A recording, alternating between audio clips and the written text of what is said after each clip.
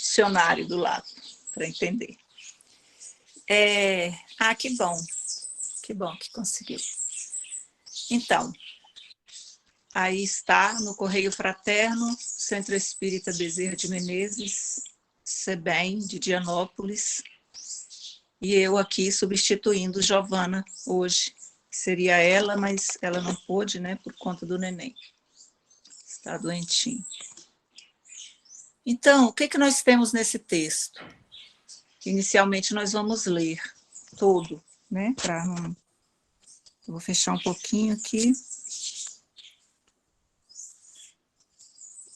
E o texto diz assim: no Correio Fraterno. Meu amigo, diz você em vernáculo precioso que a crença nos espíritos desencarnados é característico de miséria intelectual. Em sua conceituação de garimpeiro da retórica, os problemas do espiritualismo contemporâneo se resumem em uma exploração de baixa estirpe,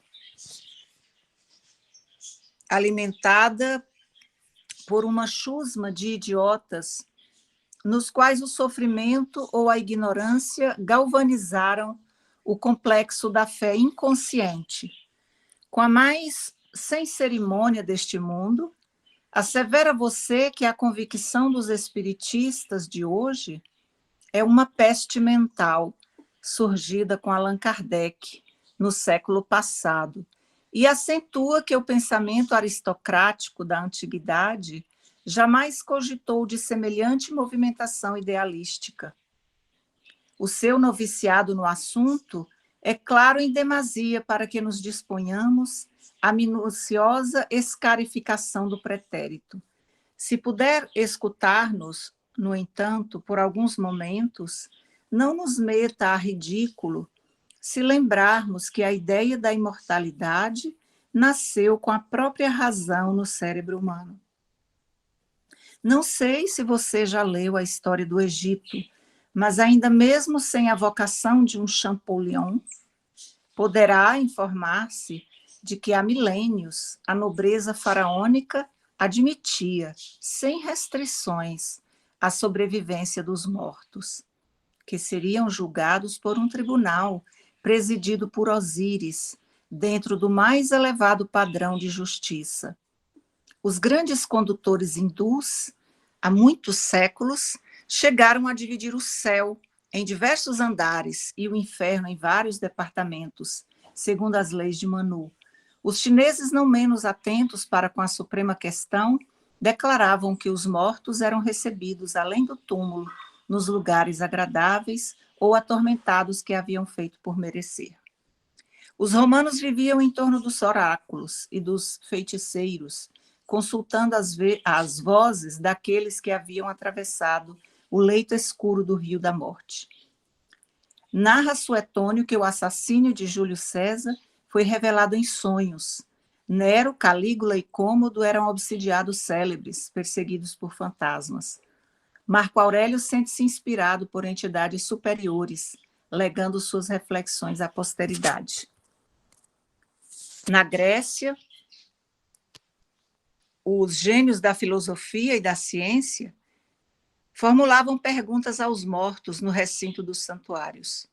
Tales ensina que o mundo é povoado por anjos e demônios. Sócrates era acompanhado de perto por um espírito guia, a ditar-lhe conselhos pertinentes à missão que lhe cabia desempenhar.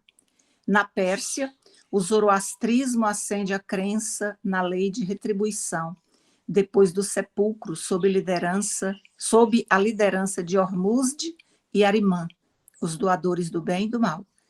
Em todos os círculos da cultura antiga e moderna, sentimos o sulco marcante da espiritualidade na evolução terrestre. Acima de todas as referências, porém, invocamos o Evangelho, em cuja sublime autoridade você se baseia para menosprezar a verdade. O Novo Testamento é manancial de espiritismo divino. O nascimento de Jesus é anunciado por vias mediúnicas, não só a pureza de Maria, mas a preocupação de José e a esperança de Isabel, Ana e Simeão.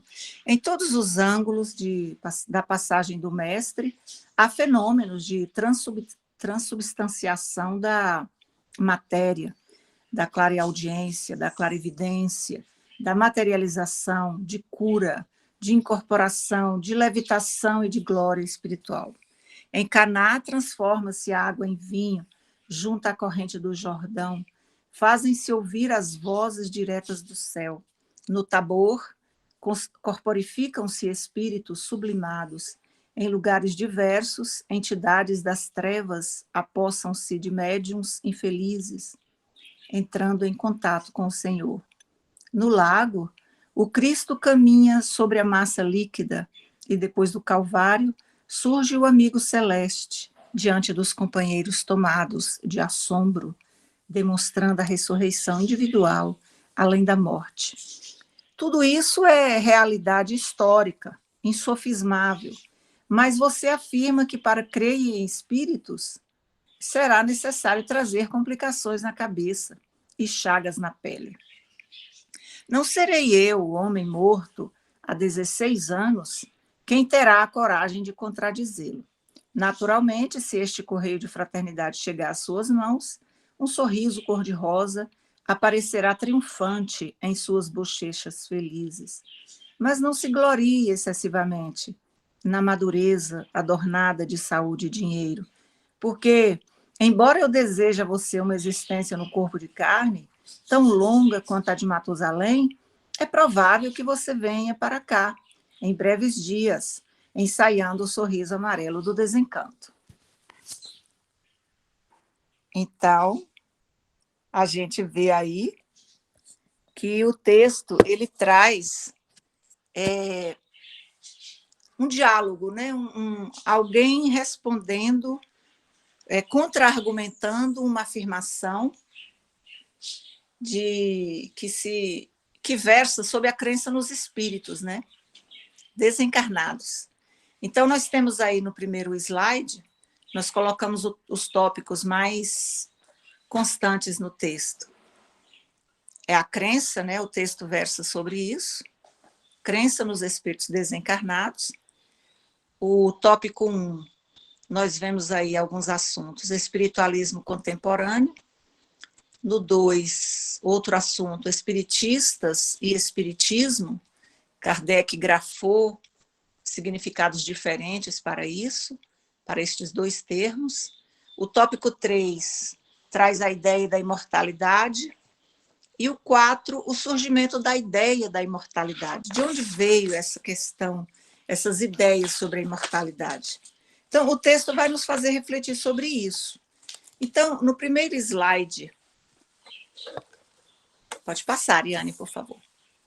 No primeiro slide, nós temos aí, logo no primeiro parágrafo, alguém falando numa linguagem correta, né? Numa linguagem rebuscada, que a crença nos espíritos desencarnados era algo que demonstrava, ele colocou, miséria intelectual. O que seria essa questão de miséria intelectual? Ele colocou como se fossem pessoas com... Ele coloca o termo peste mental, termo forte, né? Injusto. E aí, no segundo parágrafo, ele coloca: em sua conceituação de garimpeiro da retórica. Não sei se vocês já tiveram a oportunidade de ver pessoas que não têm conhecimento acerca de um assunto e se arriscam a falar sobre ele.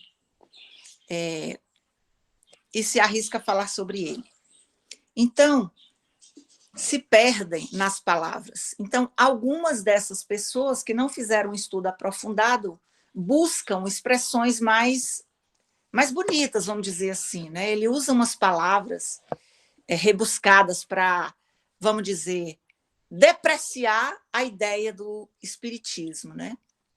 Então, ele começa aí falando sobre isso, que Um minutinho. Que essa questão de espiritualismo é algo, se resumia, né, numa exploração de baixa estirpe. É como se ele tivesse se referindo, com palavras corretas, que acreditar nos espíritos das pessoas que já morreram é algo característico de infelicidade intelectual. É como se fosse um delírio, né, de pessoas que estão em sofrimento e que têm o intelecto pouco desenvolvido. Então, ele define como peste mental. E aí, continua o texto, né, que na conceituação de garimpeiro, ele traz essa ideia, né, que o espiritismo era uma peste mental, trazido por Kardec. Nós vamos ver aí o que significa. Precisamos entender que são essas palavras, né, porque não tem como seguir nesse texto. Ele coloca espiritualismo contemporâneo, que seria o espiritualismo. Fiz algumas anotações aqui. Então, o espiritualismo, Kardec coloca bem definido no Livro dos Espíritos. É o oposto do materialismo, né? Então, é espiritualista toda pessoa que acredita ter em si alguma coisa além da matéria. Então, se nós acreditamos que o espírito sobrevive ao corpo, somos espiritualistas. Continua o texto. Sim, vamos voltar aqui. O que seria essa questão de chusma? Chusma é uma multidão de indivíduos, é a camada mais baixa da sociedade, é um populacho, é uma turba. Estirpe seria um tronco familiar, genealogia, né? Ele coloca que as pessoas de mais baixo nível social, vamos dizer assim, intelectual, né? Aquelas que não tiveram oportunidade de estudar e desenvolver o intelecto, pelo menos nessa vida, né? A gente sabe que não é assim, né? Aparente. Ele diz que é isso. Seria, então, esse complexo de fé inconsciente. Nós sabemos da fé raciocinada, mas ele se refere a uma fé inconsciente. É como se essas pessoas de baixo, de condições mais financeiras mais inferiores, como ele coloca no texto, talvez não tiveram oportunidade de estudar, de desenvolver o intelecto, então, por estar sofrendo, acreditam tudo que venha como informação em relação à religião. Bom, no próximo aí, com a maior sem cerimônia, ele diz, com a maior sem cerimônia deste mundo, assevera você, né, que a convicção dos espiritistas de hoje é uma peste mental, surgida com Allan Kardec no século passado, e acentua que o pensamento aristocrático da antiguidade jamais cogitou de semelhante movimentação idealística. Ele está afirmando com ênfase, né, que sem nenhum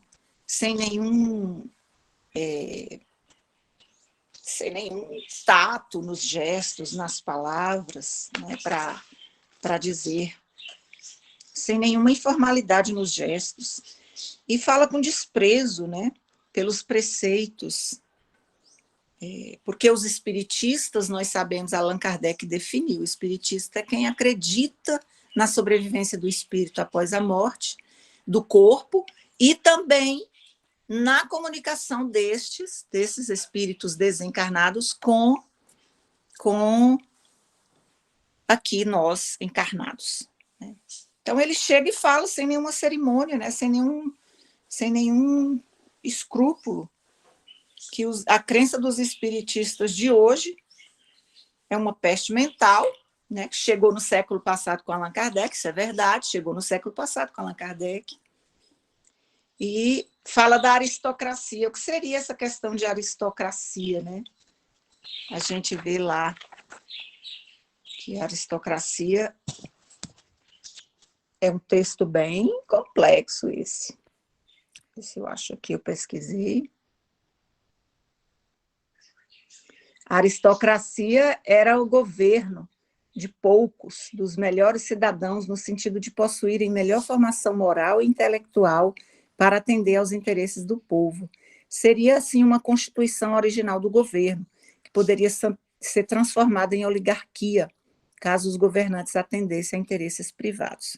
Então, é algo relacionado ao governo, essa coisa de aristocracia. Ele fala que nem a aristocracia nunca cogitou dessa, ou seja, nunca pensou com insistência nessa movimentação idealística. Ele coloca como ideal, né, idealístico, que seria, é importante a gente ver o que seria esse idealismo, né?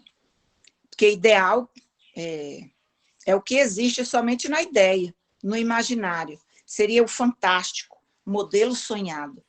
E a gente sabe que a doutrina espírita é uma fé raciocinada. Mas o texto está falando apenas dessa comunicação, acreditar em espírito desencarnado, né? Agora, na sociologia, o desenvolvimento é um desenvolvimento cultural, né? O idealismo consiste na criação imaginária de normas de ação tidas como perfeitas, ideais, e apresentadas com o objetivo a ser alcançado na realidade. O idealismo é básico no processo cultural em todos os seus aspectos. Então, aqui nós temos que ver o tanto que é irreal, se a gente pensar no espiritismo como ideal, como algo idealístico, né? Como ele coloca aqui no texto. E aí ele continua, o seu noviciado no assunto é claro em demasia, ou seja, em excesso. É tão excessivamente clara a inexperiência dessa pessoa que está afirmando isso sobre o espiritualismo, que essa pessoa que está contra-argumentando se dispôs a fazer uma minuciosa escarificação do pretérito. Essa escarificação, uma palavra diferente, né? Eu ainda não tinha visto, seria uma espécie de arranhões ou pequenas incisões praticadas sobre uma superfície. É como o médico, quando vai tratar a pele, assim, ele que tem alguns problemas na pele, vai fazer uns arranhões, uma raspagem, né? Algo assim, como ele coloca, seria esse sentido. Então, ele vai fazer é como se ele fizesse um voo panorâmico no passado para trazer pequenas informações dessa existência de comunicações espirituais contidas na história, mas sem aprofundar. Apenas algumas pinceladas. E aí isso ele fala que ele está dizendo, olha, você demonstra o desconhecimento relativo ao período da aprendizagem, né? Alguém que está no início de aprender algum ponto, algum tema, ele demonstra desconhecimento, porque ainda não aprofundou no tema. Então, ele demonstrou isso de maneira tão excessiva que a pessoa que está contra-argumentando decidiu fazer essa análise, né, dos fatos do passado e relacionando com o tema analisado, com o fato analisado, que seria a comunicação dos espíritos. E aí ele pede, olha, se puder escutar-nos no entanto, por um momento, não nos meta a ridículo, se lembrarmos que a ideia da imortalidade nasceu com a própria razão no cérebro humano. Ou seja, à medida que nós estamos tomando consciência de nós mesmos, nós percebemos que somos imortais. E isso está muito bem caracterizado na história. Ele continua, não sei... Pode passar, Ariane, por favor. Já está aí, é isso mesmo. Não sei se você já leu a história do Egito, mas ainda mesmo sem a vocação de um Champollion... Gente, que texto mais rico de informações, né? Apesar dele não ter adentrado nos fatos em si, mas ele traz de uma forma resumida essas pinceladas que ele fala, muito profunda. Ele coloca, ainda mesmo sem a vocação de um Champollion, poderá informar-se de que há milênios a nobreza faraônica admitia sem restrições a sobrevivência dos mortos, que seriam julgados por um tribunal presidido por Osíris, dentro do mais elevado padrão de justiça. Olha, sugiro a leitura do livro A Voz do Antigo Egito. É um livro antigo, mas é da FEB. E e o livro A Caminho da Luz. Então, vamos parar um pouquinho aí para fazer uma reflexão. Quem era esse Champollion? Champollion, não sei como é que se pronuncia isso, mas o nome dele era Jean-François Champollion. Ele foi um filólogo orientalista, egiptólogo, considerado o pai da egiptologia, que se tornou famoso pelos seus trabalhos sobre a cultura e a língua do Egito Antigo, e, em especial, por ter sido o principal responsável pela decifração dos hieróglifos egípcios. Então, parece que eu falei inglês, né? Vamos decifrar aqui. No livro A Voz do Antigo Egito, a Voz do Antigo Egito vai dizer: mas as tuas pirâmides, não, eu não coloquei no slide essas coisas, mas as tuas pirâmides elevam ainda os seus cumes ao céu, e junto com a esfinge continuam a atenção da humanidade para os enigmas da vida e da morte. E os mistérios hieróglifos despertam nas mentes dos pensadores o desejo que lhes respondas à pergunta: de onde auriram os teus filhos, na época que já 6 milênios distanciavam dos nossos dias as fontes de tuas ciências e artes? E quais foram as bases da tua estabilidade política? A voz conservou-se maravilhosamente nos hieróglifos, cuja significação ficara oculta durante séculos, até que o gênio Jean-François Champollion conseguiu descobrir-lhe a chave na inscrição bilíngue de Roseta.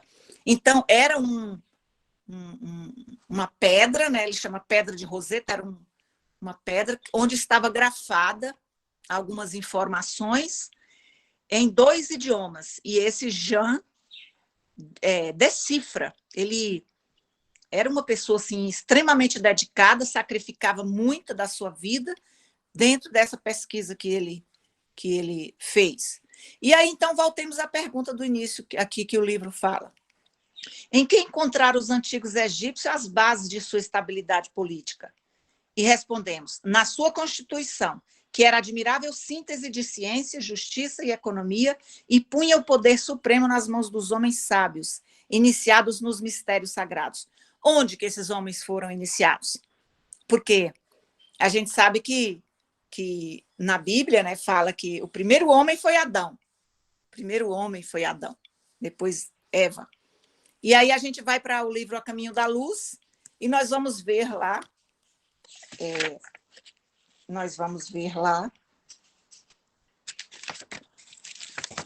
Emmanuel trazendo informações. Só um minutinho. Informações sobre os povos, né, as raças que vieram para cá, viveram aqui há milênios. Esses povos, eles também, ainda no livro A Voz do Antigo Egito, eu tô meio perdida no tempo, Ariane, qualquer coisa você me dá um break aí, tá? Os conhecimentos astronômicos são revelados pelas grandes pirâmides. Sua face sul, olha isso, sua face sul recebia, no tempo de sua construção, em ângulo reto, os raios de luz da estrela de Sírio, da constelação do Cão Maior, cuja saída helíaca anunciava o princípio de ano egípcio e a inundação do sagrado rio Nilo, e com esta prosperidade geral. A face de luz do dito astro, no momento de passar pelo meridiano, coincidia com a direção de um conduto de ventilação que ia parar na câmara onde estava depositado o corpo do defunto faraó, iluminava-lhe a cabeça. Vejam que precisão esses espíritos, esses homens, construíram essas pirâmides, com essa fenda, uma espécie de rachadura, que incidia os raios do sol no corpo mumificado ali, que ficava guardado ali. No livro A Caminho da Luz,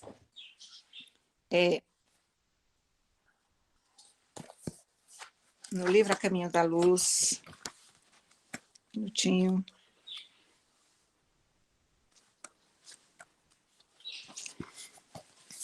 Diz, dentre os egípcios degredados na terra, os que constituíram a civilização egípcia foram os que mais se destacavam na prática do bem e no culto da verdade. Nós sabemos que os espíritos que estavam em Capela, quando Capela estava passando para o mundo de regeneração, vieram milhões, aqui no livro ainda Caminho da Luz, página 28, capítulo 3. As raças adâmicas, que os egípcios eram dessa raça. Ele fala que aqui, alguns milhões de espíritos rebeldes existiam lá em Capela, no caminho da evolução geral, dificultando a consolidação das pessoas, das penosas conquistas daqueles povos cheios de piedade e virtudes, mas uma ação de saneamento geral os alijaria daquela humanidade que fizera jus à concórdia perpétua para a edificação dos seus elevados trabalhos. E aí essa turba, esses milhões de espíritos foram para onde? Para a Terra, que era um planeta de expiações e provas. O que esse povo precisava desenvolver agora? O lado moral, né? Os valores morais, porque eles tinham a inteligência desenvolvida em alto nível. E olha o conhecimento que eles trouxeram quando chegaram. Até hoje não sabemos como que foram construídas as pirâmides. Pela doutrina espírita, a gente sabe, né, que eles moveram aquelas pedras com magnetismo. Porque não tinha carro, não tinha aquelas máquinas enormes que nós temos hoje, né? E olha o conhecimento que está lá no livro A Voz do Antigo Egito, que até a fenda da parede era de uma forma tal. O livro A Caminho da Luz também vai dizer que os faraós que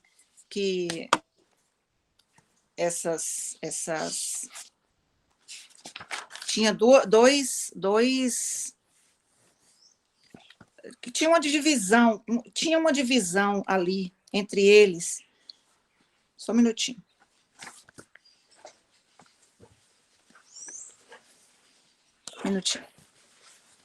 Que é muito livro. Esse livro, A Caminho A Voz do Antigo Egito, também vai falar na questão da religião. Ele vai dizer que no sistema religioso dos antigos egípcios, temos de distinguir entre a religião do povo e dos sacerdotes. Não sei se vocês já tiveram a oportunidade de estudar sobre o tabernáculo. É bem parecido, é bem interessante. É importante estudar sobre essa questão. Então, existia essa diferença lá. A religião do povo era politeísta.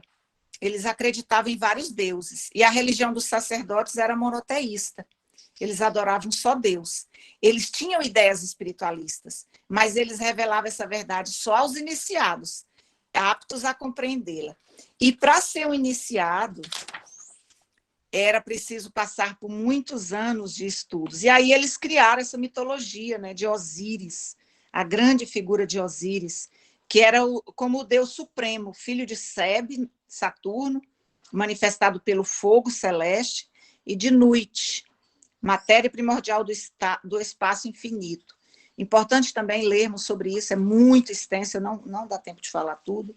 O alto sacerdócio era espiritualista e compreendia que as divindades adoradas pelo povo ignorante apenas apresentavam as forças naturais como deuses, né? Deus Sol, Deus Lua, etc. Para ocupar o lugar no alto sacerdócio, porém, era necessário ser iniciado nos mistérios, o que exigia provas rigorosas e estudos prolongados por muitos anos. Ou seja, complexo demais. E aí nós vamos aí seguindo com o texto. Os grandes condutores hindus, tudo isso está muito bem aprofundado nesses livros que eu citei. Os hindus também, aliás, os chineses, hindus, primeiro os hindus. Os hindus, eles também foram espíritos degredados no ambiente da Terra, né? Lá de Capela. Era um sistema, né? Sabemos que Capela era um sistema. E eles se agruparam nas margens do Ganges, foram os primeiros a formar os pródromos de uma sociedade organizada. Foram eles os primeiros a organizar a sociedade, né? eles eram de origem anterior à própria civilização egípcia, né? E antecederam de muito os grupamentos israelitas, de onde sairiam mais tarde personalidades notáveis como as de Abraão e Moisés. Vamos correr, senão não dá tempo. Os hindus, os chineses estavam antes dos egípcios também, tudo isso lá no livro A Caminho da Luz.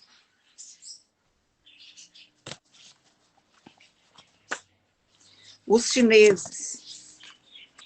É cabível examinarmos a árvore mais antiga das civilizações terrestres, a fim de observarmos a assistência carinhosa e constante do Divino Mestre para com todas as criaturas de Deus. Eles, inegavelmente, o mais prístino foco de todos os surtos evolutivos do globo é a China milenária, com seu espírito valoroso e resignado, mas sem rumo certo nas estradas de edificação geral. Também se verificou o advento das almas proscritas do sistema de Capela. Eles também vieram de lá, alguns. E aí vai. Os romanos também eram dessas raças, ainda no A Caminho da Luz. Eles eram dedicados ao trabalho, né? Por parte de todos os espíritos que se haviam localizado na Itália primitiva, então dividida em duas partes importantes, que era a Gália Cisalpina e a Magna Grécia. Eles também eram povos que vieram. Os romanos eram, ao contrário dos atenienses, não procuravam muitas indagações transcendentes em matéria religiosa ou filosófica, atendendo somente aos problemas do culto externo, sem muitas argumentações com a lógica, e por isso que, com a evolução da cidade, o Panteão, seu templo mais aristocrático, chegou a possuir mais de 30 mil deuses. Olha isso. Bom, e aí Suetônio narra Suetônio que o assassínio de Júlio César foi revelado em sonhos. Ele está argumentando tanto de provas que nós temos na história sobre a imortalidade do espírito. Suetônio é um escritor, né? Ele escreveu A Vida dos 12 Césares. O nome dele era Caio Suetônio Tranquilo, nasceu em Roma. Nero, Calígula e Cômodo eram obsidiados célebres, perseguidos por fantasmas. Esses três aí eram Césares. Marco Aurélio sente-se inspirado por entidades superiores, legando suas reflexões à posteridade. Marco Aurélio era imperador romano, desde 161 até sua morte. Seu reinado foi marcado por guerras.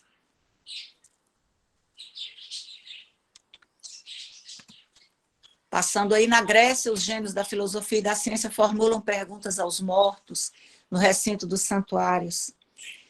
Na Grécia, os gênios da filosofia, né? A gente tem aí Tales, Sócrates. Todos esses estão também falando sobre ele no livro A Caminho da Luz, não vou ler porque não dá tempo. A gente tem Sócrates no Evangelho segundo o Espiritismo como precursor das ideias imortalistas, né? Preparando o ambiente para Jesus, porque quando Jesus veio encarnar na Terra, a providência divina encaminhou milhões de espíritos já mais desenvolvidos para preparar um pouco a nossa razão para receber as ideias do Espírito. Apesar de Jesus ter falado por parábolas, né, de forma simbólica, mas ele falou, e para isso precisou preparar as nossas mentes para a chegada de Jesus.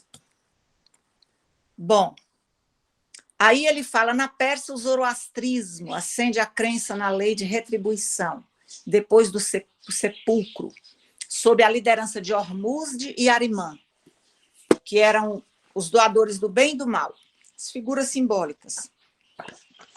Nós temos aqui, na apostila,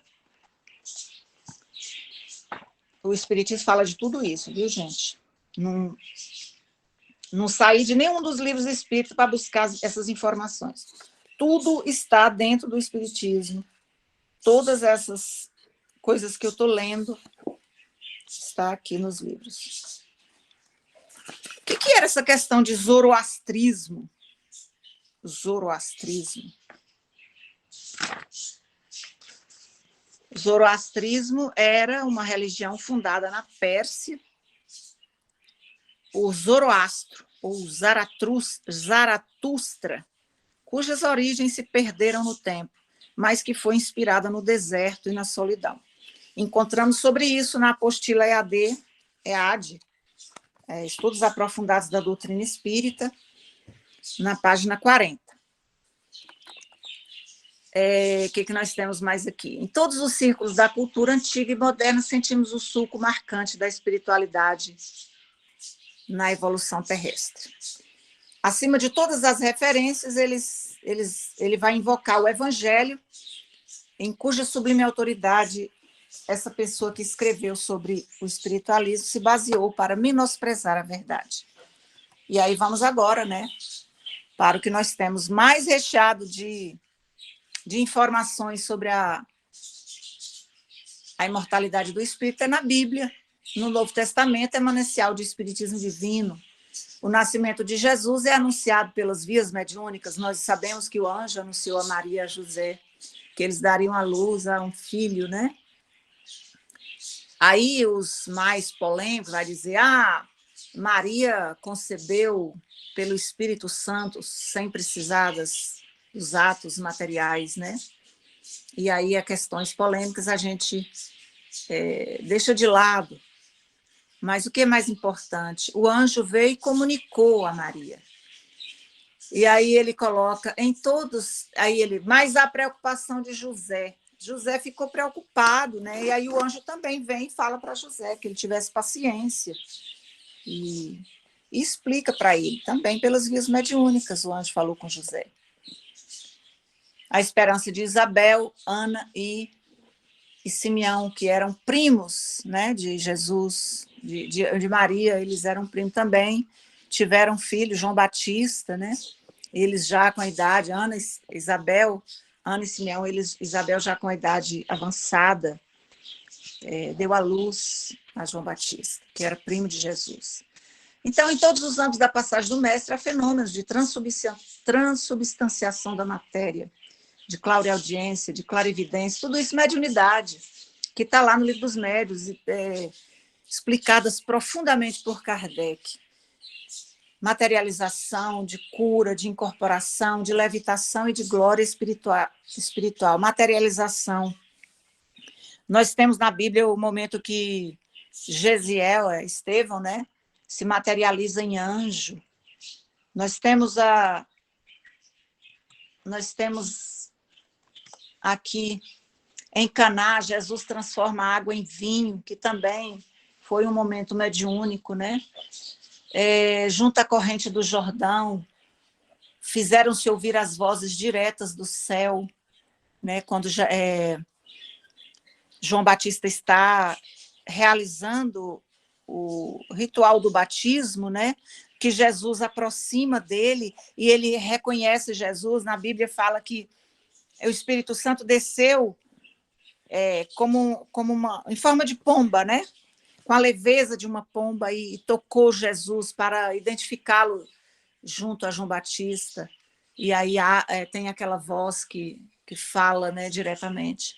E no Tabor também, nós sabemos que era um monte onde Jesus se transfigura, né, se materializa, e ele está conversando com dois espíritos, com Moisés e Elias. Eles já eram desencarnados. Sabemos que Elias foi João Batista em outra vida, né? Então, tudo isso é prova da imortalidade do espírito. Eles se materializaram de forma tão incrível que Pedro queria fazer uma barraca para eles. Você vê o tanto que eles olharam aqueles dois espíritos conversando com Jesus. A gente não sabe o que eles conversaram, né? Não aparece no texto bíblico esse diálogo, o que eles conversaram, mas era visível aos discípulos que tinha duas pessoas ali com Jesus. E aí Pedro queria fazer a barraca para eles. Incrível, eu acho isso maravilhoso. Bom, aí em lugares diversos, entidades das trevas, apostam-se de médios infelizes. A gente vê lá na Bíblia Jesus expulsando os demônios, né? Tem até uma parábola. e tantos outros eventos. Ele fala que o Cristo caminha sobre a massa líquida, a gente vê lá no Boa Nova, eles indo pescar, e Jesus tem aquela tempestade, e eles apavorados, Jesus anda, caminha sobre as águas. Pedro vai tentar fazer, e aí não tem a fé suficiente, afunda, né? Que mais? Depois do Calvário, surge o amigo celeste diante dos companheiros tomados de assombro. Jesus ressuscita. Por que Jesus ressuscita e nós não, né? Alguém já pesquisou sobre isso? Jesus ressuscita porque ele não tinha mais nada para sofrer, né? Ele já era um Cristo, não tinha nenhuma prova, nenhuma expiação para passar, então ele ressuscita. E nós, a diferença nossa é essa, né? A gente é eterno, morre, desencarna, mas não é uma ressurreição. Nós vamos em espírito, no plano espiritual. E Jesus, quando morre o corpo dele, né, ele ressuscitou. Falam os mais polêmicos que os espíritos manipularam fluidos e tiraram o corpo dele no momento em que Maria Madalena vai no sepulcro. Mas aí é polêmica, ninguém sabe como é que foi realmente. Bom, tudo isso é realidade histórica, né? Incontestável, ninguém pode ir contra a história, está registrado. Mas você afirma que para crer em espírito será necessário trazer complicações na cabeça e chagas na pele. Ou seja, né, para acreditar em espírito tem que ser da forma que ele coloca lá, rude, né, intelectualmente, rude, ou ser doente, estar em sofrimento total, como se fosse em delírio. E a gente sabe que não precisa, está tudo na história, né? E aí ele diz, não serei eu, homem morto há 16 anos, que terá a coragem de contradizê-lo. Naturalmente, este correio de fraternidade chegará às suas mãos, um sorriso cor-de-rosa aparecerá triunfante em suas bochechas felizes, mas não se glorie excessivamente na madureza adornada de saúde e dinheiro, ou seja, você vai morrer também. Aí você vai ver que realmente os espíritos se comunicam, né? Porque, embora eu deseje a você uma existência no corpo de carne, tão longa quanto a de Matusalém, é provável que você venha para cá, em breves dias, ensaiando o sorriso amarelo do desencarnado. Então, assim, gente, é um texto riquíssimo, né?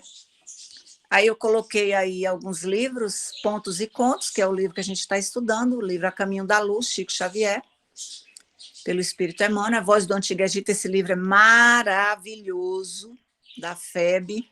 Eu amo esse livro.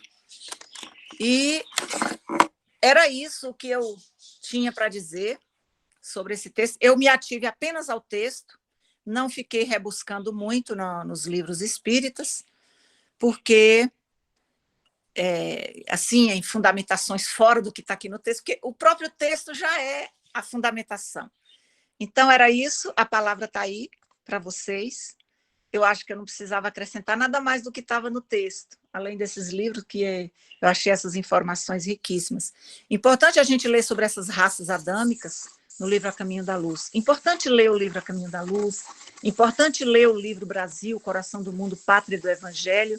E se quiserem ir mais além nesse tema, o livro A Voz do Antigo Egito também traz bastante informações sobre isso. E em toda a doutrina nós temos informações sobre esse tema. Um grande abraço, gratidão.